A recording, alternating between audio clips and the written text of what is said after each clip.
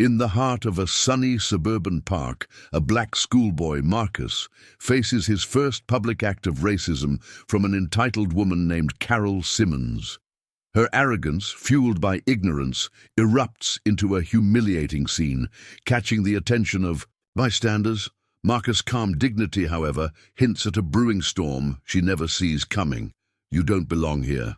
The words slice through the soft hum of laughter and the rhythmic squeak of swings in the park. Carol Simmons stood rigid, her manicured hand clenching her phone like a weapon. Around her, stunned parents and children froze mid-play. Marcus looked. Up from the chessboard he'd been setting up near the picnic tables. His 12-year-old hands, steady and sure, moved a knight back into place without flinching. His deep brown eyes met Carol's furious glare, unbothered yet quietly burning. The sun poured golden warmth over the playground, spotlighting the thick tension that clamped the air. Joggers slowed, parents yanked their toddlers closer, phones inched up, lenses blinking like mechanical witnesses. Carol's pearl necklace shifted with every heaving breath. Her voice, shrill and booming, commanded the park's attention. "This area's for families. You people come in here, loitering, causing trouble." Marcus remained silent. His hoodie, a simple navy blue, made him an immediate target to her poisoned assumptions. His hands moved again. He reset the chess pieces neatly, methodically, like none of this noise mattered. The concrete under him radiated heat, but it was nothing compared to the fire now crackling in the gathering crowd's stares. Carol took a step closer, her phone now raised toward Marcus. "I'm calling the police," she barked. "Right now. You better pray they don't take you away." The symbolic action came sharp and fast. She slapped the chessboard with the side of her designer bag, scattering the pieces into the dust. The hollow clatter echoed louder than the wind. Marcus finally spoke, his voice low and clear, slicing through her frenzy. "You should Google me." A flicker of confusion crossed her face, but it was drowned quickly by rage as she thumbed 911 into her phone. Marcus bent down slowly, picking up a fallen bishop, dusting it off with careful precision. Over his shoulder he said one last thing, so quiet it barely rode the breeze. "My mother's coming." Carol laughed, a shrill, triumphant, ugly laugh, as if she'd already won whatever war she thought she was fighting. She didn't know. She had no idea, because the mayor wasn't far, and the park was about to become a battleground. Carol Simmons pressed the phone so tightly to her ear it looked like she might crush it. "Yes, officer, there's a suspicious boy in the park. He's threatening people. He looks dangerous. You need to come quick." She spat the words out, her voice trembling with performative fear. A few parents exchanged uneasy glances. Some shuffled back, but others stayed rooted, their eyes narrowing with suspicion. Marcus didn't move. He simply sat back down at the ruined chessboard, hands on his knees, his breathing even. "You need to hurry," Carol continued, throwing a dramatic glance at Marcus. He's causing a disturbance," the dispatcher's voice on the other end was firm but neutral. "Ma'am, has the individual harmed anyone? Is he armed?" Carol hesitated. Her eyes darted across the playground, searching for validation from the growing crowd. "No," she said finally, her voice dropping an octave into forced fear. "But he's aggressive. He's trespassing." A father near the swings shook his head, muttering. Under his breath, a mother picked up her phone, not to call the police, but to start recording. The tide was turning, and Carol couldn't feel it. A soft, authoritative voice cut across the noise. "Is there a problem here?" Heads swiveled. From the edge of the park, a woman walked steadily toward them. She wore a crisp white blouse tucked into navy slacks, her stride unhurried, her expression unreadable. Selena Brooks, mayor of Clearwater City, and Marcus's mother. Carol barely spared her a glance. "Good, you're here," she snapped, waving her phone wildly. "Call security. This thug is scaring everyone." Mayor Brooks didn't react. She stepped directly in front of Marcus, her hand resting lightly on his shoulder. A silent gesture. A shield. A warning. Carol's smile turned smug. Finally I thought, someone who could handle this. The crowd grew thicker. Whispers floated on the warm afternoon air. That's the mayor. Wait, is that her son? Oh no. Carol didn't hear it. Or didn't care. The dispatcher's voice buzzed from her phone again. Ma'am, officers are en route. Please remain calm. Carol hung up triumphantly and tucked her phone into her designer purse. She placed both hands on her hips and faced Mayor Brooks, emboldened by imagined superiority. You need to control your people, Carol sneered, before someone gets hurt. Selena's eyes didn't waver. Her voice, when it came, was velvet layered over iron. Control, she repeated softly. Interesting choice of words. Marcus stood now, silent beside her. He didn't need to say a word. Selena took one step closer to Carol, just enough to tilt the balance of power between them. You should stay, she said. Her smile was polite, deadly polite. Carol laughed again, high-pitched and jittery. Of course, I'll stay. I want him arrested. Marcus finally spoke, his voice like a calm river cutting through stone. You really should have Googled me. The moment hung suspended, seconds stretching into slow-motion history. Sirens wailed in the distance, growing louder. Carol stood straighter, mistaking the sound for her victory, but she was standing on a trapdoor. The flashing blue and red. Lights streaked across the children's jungle gym, turning the summer afternoon into a distorted, urgent painting. 2 patrol cars screeched to a halt on the edge of the park. Doors swung open. Officers jumped out, hands hovering near their belts, eyes scanning, not for danger but for a black suspect. Marcus didn't move. Selena stood protectively in front of him, chin raised. Carol Simmons immediately sprang into action, waving her arms frantically as the officers jogged over. There! She cried, pointing at Marcus. That's him! He threatened me! The taller of the 2 officers, badge glinting under the sunlight, approached briskly. His name tag read Officer Daniels. His hand rested near his holster, the silent language of assumptions playing out in real time. Daniels' voice was loud, commanding. Step away from the boy, ma'am, he ordered Selena. Carol beamed like a victorious queen. The crowd stiffened. Selena didn't move, not an inch. Her voice, calm and deliberate, cut through the tension. Ask him what crime he's committed, Daniels. Faltered, just for a second. His training nudged him toward compliance, but old biases screamed louder. I said, step aside, Daniels barked again. The second officer, a woman named Officer Murphy, touched Daniels' arm lightly. Wait, she murmured, nodding discreetly toward the crowd. Multiple phones were aimed at them now, dozens of lenses recording everything. Daniels hesitated. Carol noticed the hesitation and stormed forward. Arrest him already, she shrieked. He's dangerous. I had to call you myself. None of these cowards would. Selena spoke again, this time even softer but sharper than broken glass. You're being filmed, every word, every movement. Choose wisely. Daniel's jaw flexed. He turned to Marcus, who stood silently in his hoodie, hands folded calmly in front of him. What's your name, son? Marcus met his gaze steadily. Marcus Brooks. Something flickered in Daniel's eyes. Brooks. Recognition danced just out of reach. Selena stepped closer, her badge, a subtle gold pin shaped like Clearwater's official seal, catching the light. I am Mayor Selena Brooks, she said, her voice carrying across the park like a war drum, and you're harassing my child. A ripple moved through the crowd. Parents gasped. Teenagers whispered furiously into their phones. Daniels took an unconscious step back. Murphy straightened, suddenly alert. Carol's face twisted into a confused, furious mask. You're lying, she blurted. You're not the mayor. You're just some... Her words died under the collective weight of the staring crowd. Daniels cleared his throat. Madam Mayor, he stammered. We didn't realize... You didn't ask, Selina said coldly. Marcus finally spoke, his voice like an ancient river, slow, strong, and inevitable. Because you didn't expect it.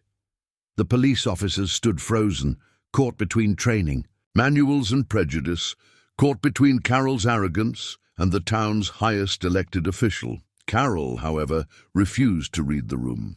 "Are you just going to let them get away with this?" she screeched at Daniels. "She's lying. I'm a taxpayer." The words echoed, shrill, empty, exposed. Selina turned slightly, her voice carrying to the whole park. "Is there anyone here?" Who saw Marcus threaten or harm anyone? Silence, only the chirping of sparrows and the faint hum of car engines in the distance. A mother holding a toddler raised her hand timidly. "I saw him, setting up a chessboard," she said, quietly, alone. Another voice spoke up, a teenage boy near the swings. "He didn't do anything wrong. She came after him." Murphy scribbled furiously on her notepad. Daniels looked like he wanted the ground to swallow him whole. Carol's face turned an ugly shade of red. "You're all covering for him. This is reverse racism. I know how this works." Selina tilted her head, almost pitying her. "You know," she said quietly, "you're absolutely right about one thing." Carol's breath caught. "This will be on record," Selina finished. Sirens wailed again, this time softer, deeper. Another unmarked car rolled to a stop. Clearwater's city. Attorney, summoned silently by Selina's earlier text. It was no longer a misunderstanding. It was about to become a legal reckoning. And Carol Simmons was standing directly in the blast zone, and it had already started to open. Mayor Selina Brooks stood like a fortress against the heat, the glares, and the prejudice tightening around. Her son. The weight of generations pressed invisibly against her spine, and she would not bow, not here, not today. Carol Simmons flailed next to Officer Daniels, voice rising into shrill accusations. "She's lying. She's using her power. That boy doesn't belong here, and everyone knows it." Selina didn't blink. She simply nodded once toward the arriving city attorney, a man in a grey suit with a briefcase and mirrored sunglasses that flashed. "Cold judgment, Madam Mayor," he greeted her crisply, ignoring Carol's screeching altogether. Daniels wiped his forehead, sweat glistening under his cap. "We didn't know." "You didn't care to know," Selina corrected, voice smooth as polished marble. "There's a difference." Around them parents, teenagers, and joggers shifted. Where before there had been tension and fear, now there was anger. But it wasn't pointed at Marcus anymore. It was pointed squarely at Carol and the police.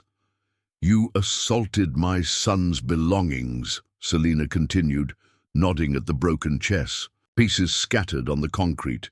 "You falsely accused him of criminal behavior. You weaponized the police against a child." Each word landed like a hammer strike. Carol tried to laugh it off. "It's just a misunderstanding. It's not that serious." Selina's face hardened. "You could have gotten my son killed." The bluntness of it stole the air from the park. For a moment, even the birds seemed to fall silent. Daniel shifted uncomfortably. We're just responding to a call." "A fabricated call," the city attorney cut in sharply. He pulled a tablet from his briefcase, tapping rapidly. "We already pulled dispatch records. We have your description, Mrs. Simmons, your exaggerations, your lack of evidence." Carol paled. Selina took a small step forward, towering in presence even without raising her voice. "Clearwater has a new policy," she said, turning so that the entire park could hear her. "False police reports involving racial profiling are considered civil offenses subject to lawsuits, hefty ones." Gasps rippled through the crowd. Parents edged closer, protective hands resting on their children's shoulders. Teenagers shifted, phones still recording, capturing history. Carol shook her head violently. "You can't do this to me. I'm a respected member of this community." Selina raised an eyebrow. "Respect isn't inherited. It's earned." Marcus knelt down, gathering his chess pieces. His movements were careful, reverent, as if each pawn and rook deserved dignity Carol would never understand. The city attorney spoke again, voice cutting like a scalpel. "Mrs. Simmons, you are free to leave, but be advised, the mayor's office will be filing charges for harassment, public disturbance, destruction of property, and false reporting." "You can't," Carol screamed. Selina nodded once. "Watch me." Daniels and Murphy exchanged glances. Official protocol snapped into place now that politics were involved. They couldn't arrest Carol, not yet, but they sure as hell weren't protecting her anymore. Murphy stepped forward, speaking into her radio, requesting additional units for civilian disturbance de-escalation. Carol backed away, furious tears pooling in her eyes. "This isn't over!" she shouted. "You think you can silence me?" "No," Selina said calmly. "You already did that yourself." The murmuring crowd erupted into something stronger, something angrier. Parents spoke openly now. "This isn't right. She attacked that kid. We saw everything." Carol turned wildly, realizing the tide was no longer behind her. It was crashing over her. Marcus finally stood, dusting off the last pawn. He tucked the chessboard under his arm and looked Carol straight in the eye. He didn't say anything. He didn't have to. His silence screamed louder than anything she could have thrown at him. Mayor Brooks placed a hand lightly on his shoulder and steered him away from the scene. They walked slowly, deliberately, as though they owned the very ground under their feet, because they did, because dignity was louder than hatred, because power, when wielded with grace, was the loudest roar of all. Behind them, Carol's screams echoed, hollow, desperate, fading with every step Marcus and his mother took toward justice. By the time Marcus and Selina reached home that evening, the world was already shifting. Selina's phone buzzed continuously in her bag. Marcus's tablet chirped with constant notifications. The city, once confined to its own quiet prejudices, was now burning under a digital spotlight. It started with a teenager's TikTok video, 15 seconds of shaky footage. Carol shrieking, Marcus standing calm, Selina delivering one cold, surgical line after another. The caption read, "When the racist Karen calls cops." On the mayor's son, within an hour it hit 1 million views. By midnight it was on CNN. Selina poured herself a glass of water, her fingers steady despite the electric buzz in the air.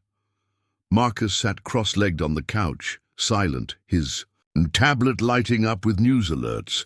Mayor Selina Brooks defends son after racist incident. Park Karen faces legal action after false police call. A justice for Marcus trending nationwide. Selina exhaled slowly. She didn't celebrate. This wasn't victory. It was exposure, raw and bloody. Marcus glanced up at her, his face unreadable. "Are we safe?" he asked quietly. Selina crossed the room and sat beside him. She placed a hand over his. "Truth makes us safer," she said, "even when it's messy." He nodded, though the lines of childhood had already started to harden into something older, something sharper. Across town, Carol Simmons paced her pristine kitchen, her phone pressed against her ear as she left yet another furious voicemail. "For her lawyer. They're twisting everything," she hissed into the phone. "I'm the victim. That boy threatened me. It's a setup." But the internet didn't care about Carol's version. Clips of her wild accusations, her frantic face, her pearl necklace bouncing with every hateful word. They were memes now. And chestnut chains. Marcus checkmates hate, Mayor Mom. Even celebrities were retweeting. An NBA star posted, "Little man stayed cooler under pressure than most grown folks. Respect, good justice for Marcus." A famous singer wrote, "Imagine being so racist you tried to cancel the mayor's son." Carol's Facebook page was bombarded with comments. Her real estate business's Yelp reviews plummeted into one-star hell within hours. Emails flooded Clearwater City Hall, demands for Carol to be held accountable, to face consequences, to publicly apologize. Carol's world, once so polished, was cracking at every seam. Still, she fought against it with the stubbornness of the blind. She called a local news station, demanding to tell her side. The interview aired live at 8 p.m. Carol, dressed in a conservative pink blazer, sat stiffly under the bright studio lights. Her eyes darted nervously toward the cameras. "I'm not a racist," she said immediately. "I was just trying to protect the children." "You have to understand," he looked suspicious. The interviewer raised an eyebrow. He was playing chess. Carol's mouth opened, then closed. In the studio's control room, producers exchanged glances. They didn't cut. They let the silence linger, heavy, damning. Carol fumbled forward. "It's not about race, it's about behavior." "His behavior was setting up a chessboard?" the interviewer asked dryly. Carol flushed. The segment ended with her stammering excuses drowned out by a split screen showing Marcus's composed face at the park. Public opinion hardened into concrete. The next morning, the mayor's office released a short statement. "Clearwater stands firmly against racial profiling. We support Mayor Brooks and her family. Justice will be pursued through all appropriate channels." Marcus didn't go to school the next day. Instead, he sat with Selena at the kitchen table, quietly responding to messages of support pouring in from classmates, teachers, strangers across the country. He read one aloud, smiling slightly. "You made us proud today. You're stronger than hate. Never forget it." Selena squeezed his hand. Across town, Carol sat alone in her living room, blinds drawn against the flashing cameras outside. Her phone, once a lifeline of status and comfort, now buzzed with threats, demands, and scorn. For the first time in her life, Carol Simmons felt powerless, and it terrified her, but the storm was just beginning, because Marcus wasn't just a boy anymore. He was a symbol, and symbols were harder to destroy than people. The Clearwater City Hall stood bathed in the afternoon sun, its marble steps gleaming as citizens gathered in tight knots on the lawn. News vans parked haphazardly along the street, camera booms rising like steel trees above the crowd. Marcus sat in the front row, wearing a navy blazer and khaki pants, his hands folded tightly in his lap. Selena stood at the podium, poised, a small stack of papers in her hand she wouldn't need to read from. The American flag stirred in the soft breeze behind her. The seal of Clearwater, etched proudly into the podium's wood, seemed to burn. "With meaning today," Selena took a breath, letting the quiet settle deep into every ear. When she spoke, her voice was clear as a church bell, measured, calm, lethal. "Good afternoon," she began. "I stand before you not just as your mayor, but as a mother." A hush fell over the lawn. "Yesterday, my 12-year-old son was targeted," she said, "not because of his actions, not because of anything he said, but because of the color of his skin." Camera shutters snapped like gunfire. News anchors leaned forward, clutching their microphones. "I wish I could tell you this was unusual," Selena continued. "I wish I could tell you that what happened was shocking, but it wasn't." Her voice didn't waver. It sliced. It was familiar. Gasps rippled through the crowd. Marcus stared at the ground, jaw clenched so tightly it hurt. He hadn't wanted to be the center of this. He hadn't asked for it, but his mother was making sure he wouldn't be forgotten, not turned into another hashtag. "Not this time." Selena straightened the papers in her hand, a symbolic gesture more than necessity. "Clearwater is better than this," she said. "And if it's not, then it will be." The crowd murmured approval. A woman near the back dabbed at, her eyes with a tissue. Selena pressed forward, her words rolling like distant thunder. "We have seen too many children criminalized before they can even dream. We have seen too many lives disrupted because someone felt uncomfortable at the sight of black existence. No names, no direct call-outs, but everyone knew. Everyone knew who she meant. Carol Simmons sat at home watching the broadcast on her flat-screen TV, her face twisted in disbelief. Selena paused, letting the silence thicken until it almost trembled. We cannot build a future on fear. We cannot build a city on suspicion. We will not build Clearwater on hate. Applause erupted. It wasn't polite clapping. It was raw, desperate, almost angry. Selena raised her hand gently, and the crowd fell silent again. Starting today, she said, I am proposing new legislation to address racially motivated false reporting. There will be financial penalties, civil liability, mandatory bias training. The words fell like hammer blows. And for those who weaponize law enforcement against innocent citizens, she finished, there will be consequences. A roar of approval swept the crowd.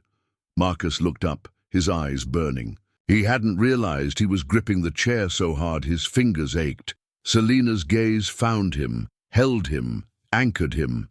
This was not just about protecting him. It was about all the children who would come after him, about leaving the world better than she found it. She turned back to the podium. I know there are some who are uncomfortable with this conversation, she said, softer now, who wish we would stay silent, that the waves we make would die down. A soft breeze tugged at her hair, sending a strand fluttering across her cheek. We will not be silent, Selena said, and these waves are just getting started. Another explosion of applause followed her off the stage. Marcus stood a little stiffly, joining the standing ovation as his mother descended the marble steps toward him. Camera flashes blinded him briefly, but he didn't flinch. He was tired, but he was standing, and somehow he knew he would keep standing, no matter how heavy the world got. Selena reached him, resting a hand lightly on his shoulder. Neither of them spoke. They didn't need to. The city buzzed around them. Reporters shouting questions, citizens chanting, phones waving in the air. Somewhere behind them, a protest sign bobbed, Protect Black Youth, Protect Marcus. For the first time since the incident, Marcus allowed himself a small, cautious smile. Maybe, just maybe, things could change. Maybe he didn't have to carry this alone. Maybe the city, broken and flawed as it was, could learn. Maybe. Across town, Carol Simmons stared at the television screen, her chest heaving with rage. Consequences, she whispered to the empty room. For her, the word didn't just mean legal threats. It meant exile. It meant shame. It meant watching everything she had built rot from the inside, and there wasn't a damn thing she could do to stop. Selena Brooks hadn't raised her voice. She hadn't screamed or threatened, but she had cracked the foundation Carol stood on, and it was crumbling, piece by poisonous piece. The fluorescent lights of Clearwater Unified School District's boardroom buzzed faintly overhead. The room was lined with long oak tables arranged in a horseshoe, behind which sat the school board members, their nameplates gleaming under the harsh light. Rows of folding chairs filled the room, packed shoulder to shoulder with citizens, parents, and teachers, and plenty of reporters. Marcus sat stiffly in the second row, wearing his cleanest dress shirt and polished shoes. His heart pounded in his ears, but his face stayed calm, unreadable. Selena sat beside him, her hands folded neatly in her lap, her navy suit immaculate. At the front of the room, Superintendent Harris cleared his throat and tapped the microphone. This emergency session, he began, was called in response to the unfortunate misunderstanding at Clearwater Community Park involving a minor. He stumbled over the words as if the very idea of addressing racism made his mouth dry. Selena's expression didn't flicker. The board members shuffled papers, avoiding eye contact. One of them, a balding man named Mr. Whitmore, leaned in too. His mic. We want to remind the community, he said, voice dripping with condescension, that Clearwater schools have a long-standing commitment to diversity. The words fell flat, heavy with insincerity. A few parents near the back coughed pointedly. Whitmore. continued, undeterred. However, we must also consider all perspectives. We must remember that tensions can sometimes escalate unnecessarily. Selina rose smoothly to her feet before anyone else could speak. Her heels clicked sharply against the linoleum floor as she walked to the podium set up for public comments. The room tensed. Selina adjusted the microphone, her calm presence filling every corner of the space. "Good evening," she began, her voice steady. "My name is Selina Brooks. You may know me as the mayor of Clearwater." Murmurs rippled through the room. "But tonight," she said, "I'm here as a mother." The words dropped like an anchor. Selina looked around the boardroom, meeting every pair of eyes with unwavering calm. "My son was publicly profiled, humiliated and endangered," she said. "He was accused of being a criminal for playing chess." No one spoke. Whitmore shifted uncomfortably. "I am not here for apologies," Selina continued. "I am not here for vague promises." She leaned slightly toward the microphone, voice sharpened to a scalpel's edge. "I am here for change." The board members exchanged nervous glances. Selina's gaze pinned them all. "Change in how we train our teachers to recognize bias," she said. "Change in how we teach our students to stand against injustice. Change in how this city protects its children, all its children, from weaponized fear." Applause broke out among the parents and teachers crammed into the room. Someone whistled sharply. The board members flinched. Whitmore coughed into his hand. "Madam Mayor," he said, forcing a smile, "while we understand your concern, we also must ensure that we don't unfairly target members of our community who feel, endangered by—" "By what?" Selina interrupted, voice like ice. "By a 12-year-old setting up a chessboard." Whitmore flushed. I only mean—" "You mean to excuse cowardice," Selina said smoothly, "and to cloak bigotry in the language of fear." A gasp rippled through the crowd. Selina's smile was small and razor-sharp. "We will not be cloaked," she said. "Not anymore." The crowd erupted into full applause now, louder, angrier, hungrier for justice. Marcus sat frozen, his hands clenched under the table, his heart roaring in his chest. But as he watched his mother standing alone at that podium, unmoving, unshaken, he felt something shift inside him, pride and something fiercer than pride, hope. Superintendent Harris leaned forward urgently. We'll be forming a special advisory committee on racial bias," he stammered. "We invite community leaders, parents and students to participate." Selina gave a small nod. "We will," she said, "and we'll be watching." The meeting adjourned in chaos. Citizens swarmed around Selina, shaking her hand, offering thanks, pledging support. Reporters shoved microphones into her face. "Mayor Brooks, are you considering a statewide anti-bias initiative? Will you be pursuing charges against Clearwater PD? How is Marcus handling the attention?" Selina simply placed a hand on Marcus's shoulder. "My son is stronger than the lies told about him," she said, smiling down at him. "And we're just getting started." Outside, the sunset bled across the sky, painting the world in brilliant orange and violet hues. Marcus walked beside his mother to the car, feeling the weight of 1,000 eyes on his back. For once, he didn't shrink from it. He stood a little taller. At the curb, he stopped and turned to face the glowing horizon. Selina paused beside him, watching quietly. "You okay?" she asked softly. Marcus nodded. "I think so," he said. "But it's not over, is it?" Selina shook her head slowly. "No," she said. "It's not." Marcus stared at the distant hills, feeling the world tilt and shift beneath his feet. "I'm ready," he said finally. Selina smiled, full and proud. "So am I," she said, and together they stepped into the gathering night. Two shadows against a wounded, waking city, ready to fight, ready to heal, ready to change everything.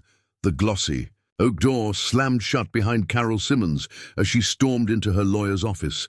her face a thundercloud of rage. "This is defamation," she shrieked. "My name is ruined. My business is tanking. I'm getting death threats." Across the mahogany desk, her lawyer, Martin Cleary, regarded her with thinly veiled exhaustion. "You called the police on a child playing chess," he said dryly. "And now you're trending worldwide. What did you expect?" Carol slammed her palms down on the desk. "I want to sue her. I want to sue the mayor." Cleary sighed and rubbed his temples. "You can file," he said carefully, "but it won't go anywhere." Carol's face twisted in outrage. "She destroyed my life." "You destroyed your own life," Cleary muttered under his breath. Louder, he added, "I'll draft the paperwork. But be warned, discovery works both ways." Carol didn't care. Her world was crumbling and she needed someone to blame, someone visible, someone powerful, and Selena Brooks was the perfect target. The lawsuit hit Clearwater's local news within hours. The headlines screamed, "Woman who called police on black boy sues mayor for defamation." The city erupted in disbelief. Parents rallied outside City Hall, carrying signs that read, "Protect Marcus, not racists." Accountability, entitlement. Local radio hosts roasted Carol on air. Callers flooded stations with outrage. "She's doubling down on racism," one caller said. "She's a walking embarrassment," another ranted. Twitter was merciless. A viral meme showed Marcus calmly playing chess, while Carol, cartoonishly monstrous, fumed in the background. Caption, "Checkmate Karen." National late-night hosts joked about it in their monologues. One comedian quipped, "Imagine suing the mayor because you're bad at hiding your racism. That's Olympic-level privilege." Meanwhile, Selena said nothing publicly. She didn't need to. The city spoke for her now. At home, Marcus scrolled through the storm of posts and news clips. He felt a weird mix of emotions: anger, sadness, exhaustion, but also something new: power. Not the kind that came from shouting or fighting, the kind that came from truth, standing unshaken while lies fell apart. Selena sat across from him at the kitchen table, reviewing documents with the city. Attorney Marcus looked up. "Will she really win?" he asked quietly. Selena smiled faintly. "No," she said, "but she thinks making noise will scare us." Marcus nodded slowly. "She's wrong," he said. Selena's smile widened just a little. "She is," she agreed. The first court hearing was scheduled within 2 weeks. Outside the courthouse, the crowd was massive, a sea of posters, reporters, and chanting citizens. Marcus and Selena arrived together, moving through the throng like a ship parting the waves. Marcus wore a simple black suit. Selena wore white, clean, strong, unbending. Carol arrived separately, ducking under an umbrella held by her lawyer. Boos erupted from the crowd. Reporters shouted questions. She kept her head down, her lips pressed into a bitter line. Inside the courtroom, the atmosphere crackled. Judge Ramirez, a stern woman known for her intolerance of theatrics, presided over the case. Carol's lawyer presented their flimsy arguments. Selena's speech had damaged Carol's reputation, caused emotional distress, and destroyed her standing in the community. Selena's lawyer responded with brutal efficiency. He played the videos. He showed the police reports. He read statements from witnesses, parents, teachers, teenagers, all painting Carol as the aggressor. Carol's face drained of color as the evidence piled higher and higher. Every lie she had clung to crumbled under the relentless weight of truth. Judge Ramirez didn't take long. In a clipped voice, she dismissed the case with prejudice, meaning Carol could never refile it. She ordered Carol to pay the city's legal fees, and she warned her sternly, "Consider this a lesson in accountability." Outside the courthouse, Selena addressed the Asian crowd. "Today was never about one woman," she said. "It was about a system that allows fear to masquerade as righteousness." Applause thundered. Marcus stood beside her, head high. "We are not done," Selina said, voice steady. This city, this country must be better. Carol stumbled out a side entrance, slipping away into the anonymity of shame. No cameras followed her, no supporters waited. She was alone, and somewhere deep inside her, she knew she had lost more than a case. She had lost the future. That night, Marcus sat on the roof of their home, legs dangling over the edge, staring up at the stars. Selina climbed up beside him, settling in quietly. For a while, they just watched the night sky breathe. Then Marcus spoke. "Why did she hate me so much?" he asked softly. Selina thought for a long moment before answering. "She didn't hate you," she said finally. "She hated what you represented." Marcus frowned. "And what's that?" Selina smiled at him. "Proud, fierce, unbreakable. Change," she said. "Hope. A world she can't control." Marcus leaned back against the shingles, feeling the weight of her words settle into his bones. Change. Hope. A world worth fighting for. And somewhere in the infinite sprawl of stars above them, he swore he could almost see it. A future where dignity didn't have to be defended, where justice wasn't rare, where he could just be free. Marcus adjusted the tiny earpiece nervously, glancing around the green room of the major news station. Producers bustled like bees, cameras clicked and whirred, makeup artists darted forward with powder brushes. He sat stiffly in the leather chair, knees bouncing uncontrollably. Selina sat beside him, calm as ever. She leaned in and whispered, "You're not here to fight them. You're here to tell your truth." Marcus nodded, swallowing hard. A producer tapped his shoulder. 30 seconds, she said, flashing a reassuring smile. Across the room, the giant flat screen showed the anchor, a silver-haired man named David Carr, smiling at the camera. "And when we come back," Carr was saying, "you'll meet the boy at the center of a story that's touched hearts across America." Marcus closed his eyes for a second, grounding himself. He wasn't just a boy anymore. He was a voice. The studio lights were blinding. The cameras loomed like mechanical beasts. Marcus sat in the plush chair across from David Carr, the huge glass desk between them reflecting his nervous hands. "Welcome, Marcus," Carr said warmly. "Thank you," Marcus said, voice steady despite the tremble in his stomach. "First," Carr said, "let me say, you've handled yourself with incredible dignity." Marcus gave a small, awkward smile. "Can you tell us what you were thinking?" Carr asked. "When that woman first confronted you at the park?" Marcus inhaled slowly, choosing his words carefully. "I was scared," he admitted, "but also tired of always having to explain why I'm allowed to exist." The audience in the studio was silent, hanging on every syllable. David Carr leaned forward slightly. "How do you find that calm?" he asked. "Most adults would have reacted with anger." Marcus shrugged, a movement so slight it was almost invisible. "My mom always says, dignity isn't about how loud you shout," he said. "It's about not letting other people decide who you are." Selina, watching from the wings, felt her chest tighten with pride.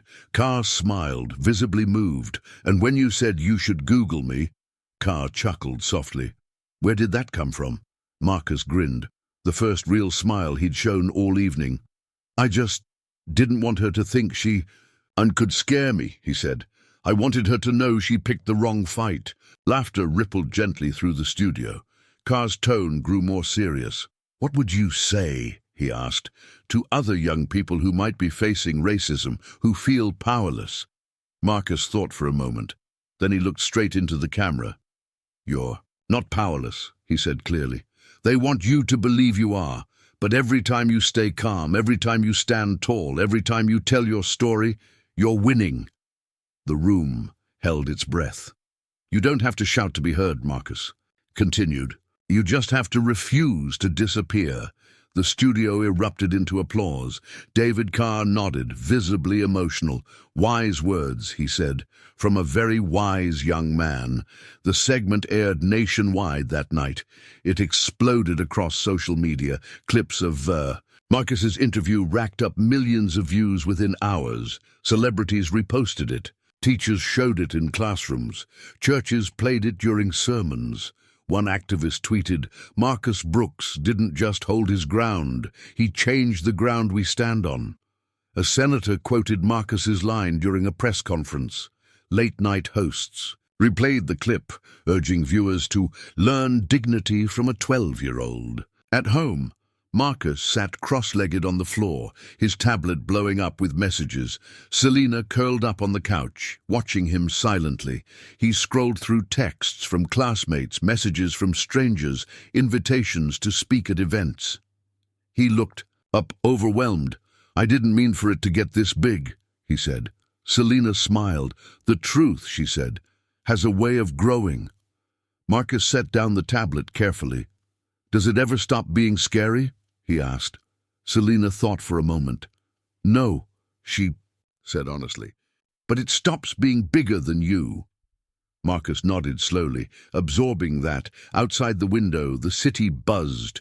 Horns, sirens, laughter. The sounds of a living, breathing place Marcus was helping reshape.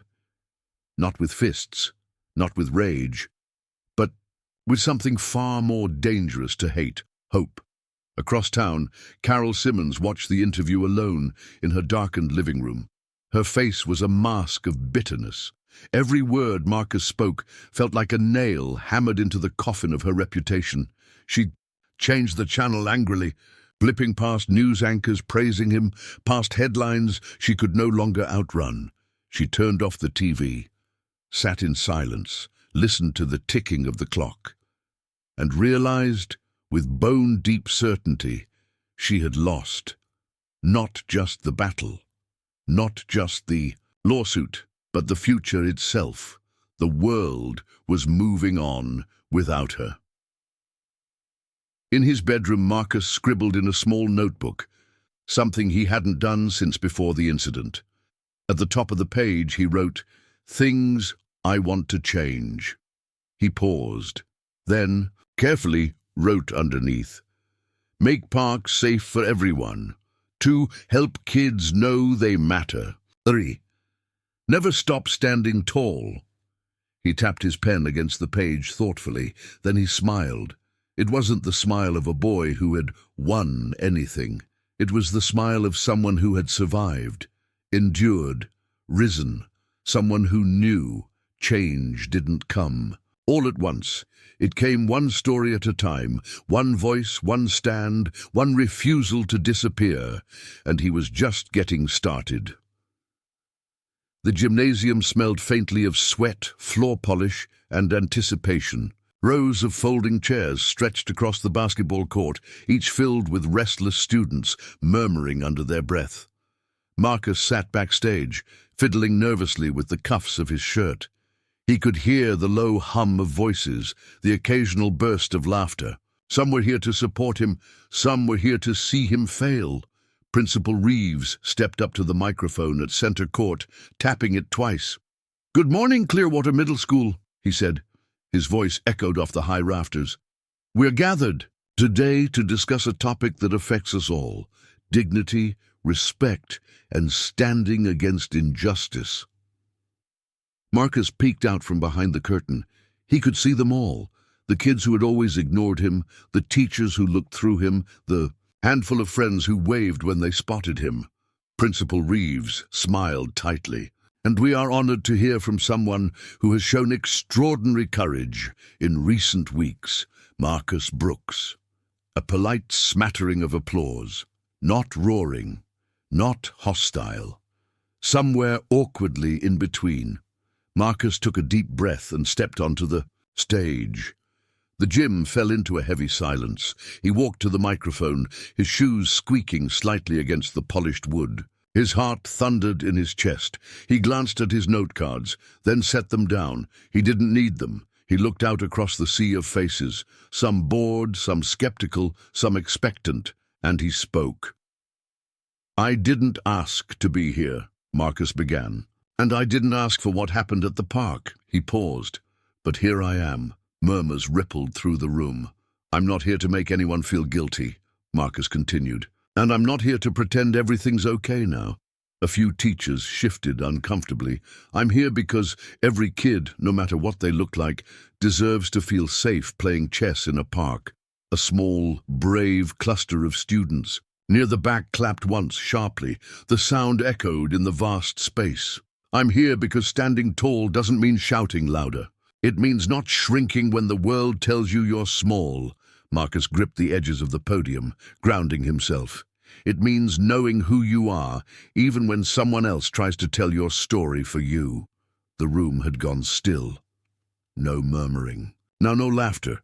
Just breathing, listening. "I'm proud of who I am," Marcus said. "And I'm proud of my mom, who taught me that dignity isn't something anyone can take away." He smiled faintly. "And if speaking up makes some people uncomfortable, maybe it's because change is supposed to be uncomfortable." The words rang out, crisp and clear. Marcus stood a little taller.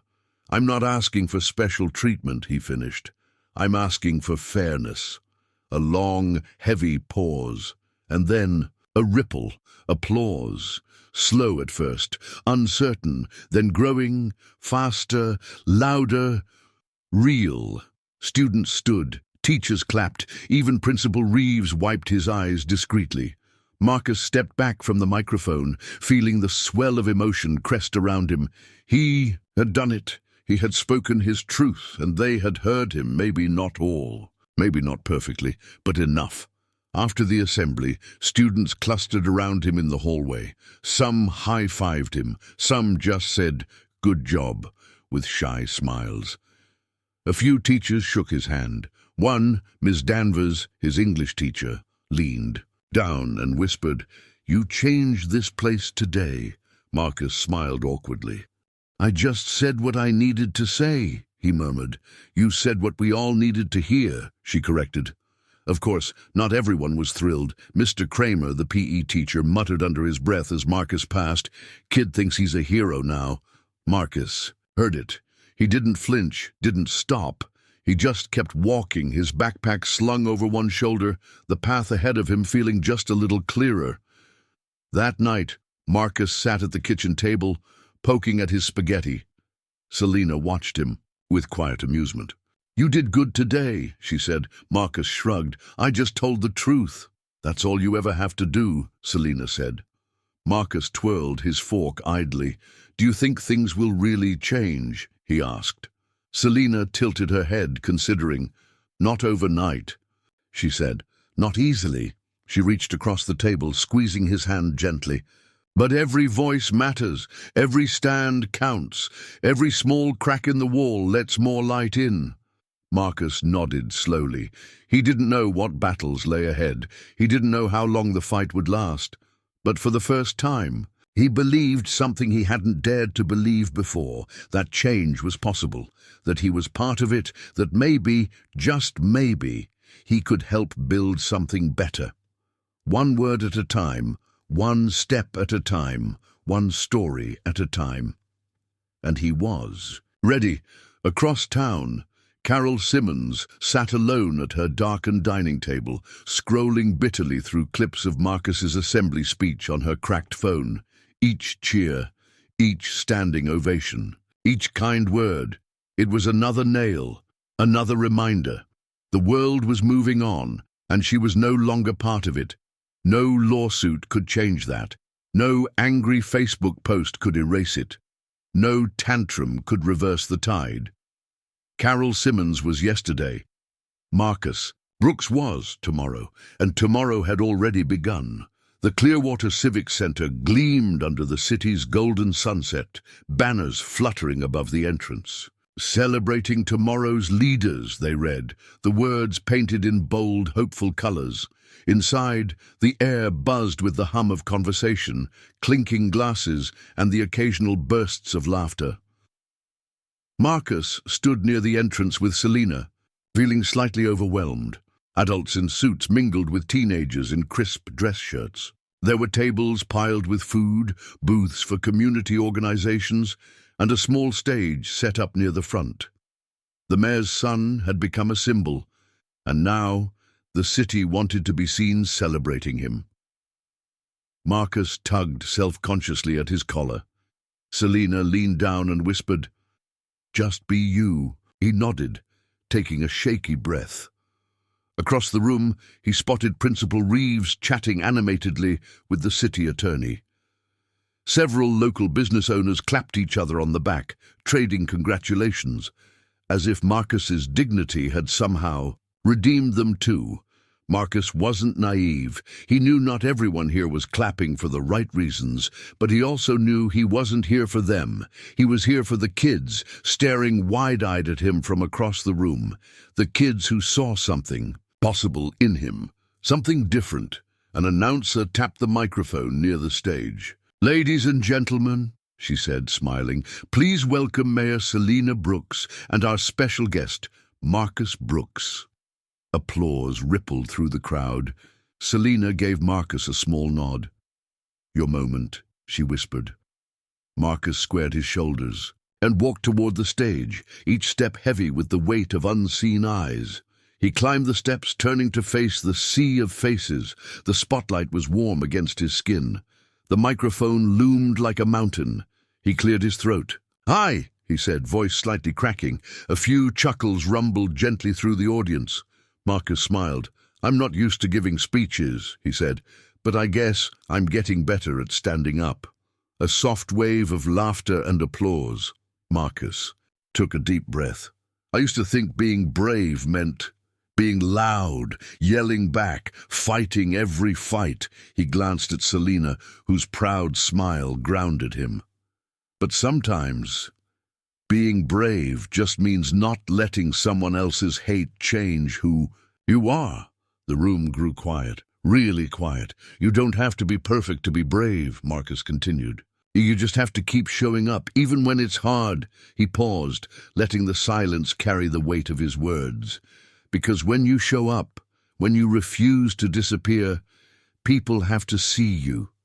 He looked out at the rows of students, parents, teachers, city officials. "When they saw me," Marcus said, voice steady, "they saw a problem." He paused. "But now, when they see me," he smiled slowly, "they see a future." The crowd erupted into applause, not polite, not obligatory, real, thunderous applause. Marcus stepped back from the microphone, heart pounding with something fierce and alive. After the speech, the crowd surged forward. Strangers shook his hand. Parents hugged him. Kids asked for selfies. He saw the faces he recognized from school. Some shy, some awkward, some sincere. He even saw Mr. Kramer, the PE teacher, lingering awkwardly near the back of the room. Their eyes met. For a moment, just a moment, something like respect flickered in Kramer's eyes. Maybe not acceptance, but something closer to understanding. Maybe that was enough. For now. Later, Marcus wandered outside onto the Civic Center steps, the cool night air washing over him.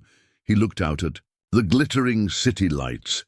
It was easy to pretend the battle was over, to bask in the glow of applause and cameras, but he knew better. There were still battles ahead, still walls to break, still voices trying to silence kids like him, still people who would smile in public and sneer in private, still work to do. He felt Selina come up behind him, resting a hand lightly on his shoulder. "Proud of you," she said simply. Marcus smiled without turning. "Thanks, Mom." They stood there for a long time, watching the city breathe, watching the future stretch wide and open before them. Across the city, Carol Simmons sat at the back of a half-empty restaurant, nursing a glass of wine. She watched Marcus's speech play on the muted TV above the bar. She watched the way the city applauded him, watched the way they clung to his words like salvation, and she realized, too late, that she had fought the wrong enemy. Marcus hadn't beaten her. He had outgrown her. He had become something bigger than her bitterness could touch. And no lawsuit, no slander, no whispered bigotry would ever undo that. The city had seen him, really. Seen him, and nothing would ever be the same again. Later that night, Marcus sat at his desk, flipping through a worn chessbook his grandfather had given him years ago. He traced the pages absently, thinking about battles, the ones fought on boards, the ones fought in parks, the ones fought in hearts. He picked up a pawn piece from his old set and set it down carefully in the center of the board, a small, simple piece, overlooked, underestimated, but capable of becoming anything, capable of changing the whole game. He smiled quietly to himself. Tomorrow was coming, and he was ready to meet it. The official document sat heavy in the mayor's hands. Clearwater City Ordinance, 442, the Brooks. Protection Act, an airtight set of laws penalizing false, racially motivated police reports, mandatory anti-bias training for city employees, community investment into youth leadership programs, passed unanimously, signed publicly, celebrated widely. It wasn't a revolution, it wasn't perfection, but it was change. Real, tangible change. And it had started with a boy and a chessboard. Selina watched from her office window as protesters gathered, not to demand action, but to celebrate it. Children ran laughing across the city square, holding miniature chessboards. Above their heads like trophies, teenagers waved signs, "Stand tall, speak true." Thank you, Marcus. Change is our move. Selina's phone buzzed on her desk. A senator wanted to speak with Marcus. A National Education Board wanted to recognize him. An author wanted to write about him. She smiled faintly. She would protect him fiercely, let him move at his own pace, because Marcus wasn't a symbol first. He was a boy who had carried the weight of change on small but unbreakable shoulders. Marcus didn't attend the celebrations, not because he didn't care, but because he needed something else first. Closure. He walked alone through Clearwater Park, the spring sun warm against his hoodie. The chess tables were empty, sunlight glinting off the worn concrete. He paused at the spot, the exact spot, where Carol Simmons had tried to erase him. The memory flickered, her shrieking voice, the sting of humiliation, the roar of fear under his skin. He let the memory pass through him. He didn't flinch, didn't shrink. He simply unpacked a small travel chessboard from his backpack. Set it up carefully, one pawn at a time. Children played nearby. Parents lounged under trees. Joggers looped lazily past. Some people glanced at him. None stared. None crossed the street. A small boy, maybe 7 or 8, wandered over, curiosity bright in his brown eyes. "Hey," he said shyly. "Can you teach me?" Marcus looked up, smiling. "Sure," he said. He slid the white pawns into place. "This one's called the pawn," he explained. "It looks small, weak, but if you believe in it, it can become anything." The boy's eyes widened. "Anything?" "Anything," Marcus said. He tapped the board. "Your move." Across the park, Selina watched quietly from a bench, heart swelling. She didn't approach, didn't interfere. This moment wasn't hers to hold. It was his. It always had been. She leaned back, letting the warm breeze carry her pride skyward, letting the city move, change, breathe. Meanwhile, life moved on in Clearwater. The police chief announced new community liaisons for youth outreach. The school board implemented mandatory bias seminars. Neighborhood organizations funded free chess tournaments for local kids. The first winner of the mayor's Youth Courage Award wasn't Marcus, by his own request. It went to a girl named Tiana, who had organized a school-wide protest when a teacher tried to discriminate against a student. Marcus shook her hand personally, smiling wide for the cameras. Back at the park, the small boy frowned down at the board. "Why's the pawn so important?" he asked, puzzled. Marcus smiled.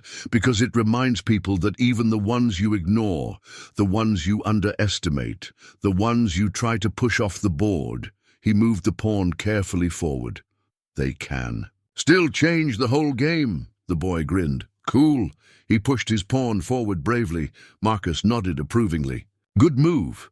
And in the sunlight, under the whispering trees, surrounded by a city still healing, still learning, still reaching, Marcus Brooks played chess. Not just for himself, for all of them, for the kids too scared to speak, for the kids still waiting to be seen, for the ones who refused to disappear, because the world had tried to erase him, and he had answered, "I'm still here." And now the world knew it too.